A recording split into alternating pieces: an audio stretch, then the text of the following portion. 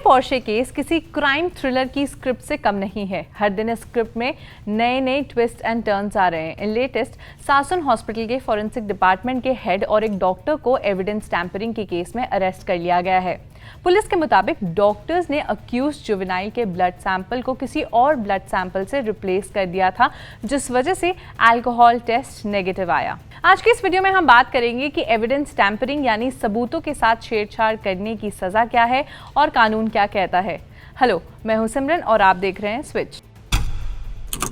Blood sample की हेरफेर का पहलू सामने आया। पुलिस ने फॉरेंसिक डिपार्टमेंट के एचओडी सहित 2 डॉक्टर्स को गिरफ्तार कर लिया है। इन पर जुवेनाइल आरोपी के ब्लड सैंपल गायब करने का आरोप लगाया है।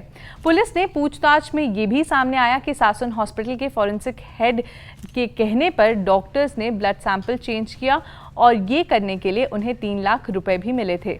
एज पर इन्वेस्टिगेशन ये भी सामने आया कि अक्यूज जुवेनाइल के पिता ने 14 बार हॉस्पिटल के डॉक्टर्स को कॉल भी लगाया था। एविडेंस किसी भी केस के ट्रायल और जुडिशियल प्रोसीडिंग्स में एक अहम रोल निभाता है।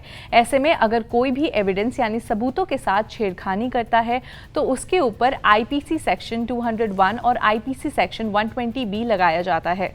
ये दोनों ही धाराएं काफ़ी गंभीर हैं और ये तभी लगाई जाती है जब कोई एविडेंस के साथ छेड़खानी करता है और इन सेक्शंस के तहत मुजरिम को उम्र कैद से लेकर 10 साल तक का जेल भी हो सकता है with fine. Generally high profile cases में हमने एविडेंस टैंपरिंग जैसे केसेस देखी है। इसका बहुत अच्छा एग्जाम्पल है उपहार अग्निकांड मामला। दिल्ली की एक अदालत ने 1997 में उपहार सिनेमा हॉल में आग लगने के मामले में सबूतों के साथ छेड़छाड़ करने को लेकर रियल एस्टेट बिजनेसमैन सुनील और गोपाल अंसल को 7 साल की जेल की सजा सुनाई थी। अंसल ब्रदर्स को आईपीसी सेक्शन 204 के तहत पनिश किया गया था और ये सेक्शंस तभी लगाए जाते हैं जब सबूतों के साथ छेड़छाड़ होती है।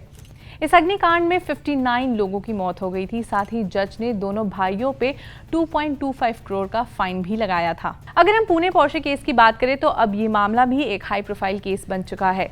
हर दिन इस केस पे अलग अलग पहलुओं को खंगाला जा रहा है। 19 मई को पुणे के कल्याणी नगर एरिया में एक स्पीडिंग पोर्शे ने 2 टेकीस को मार डाला। पोर्शे को चलाने वाला अलिजिडली एक जुवेनाइल था, जिसे जुवेनाइल जस्टिस बोर्ड ने बेल दे दिया 300 वर्ड्स का ऐसे लिखवाकर। इसके बाद सोशल मीडिया पे जेजेबी बोर्ड के डिसीजन पर कड़ी निंदा की गई और सोशल मीडिया पर लोग भड़क गए।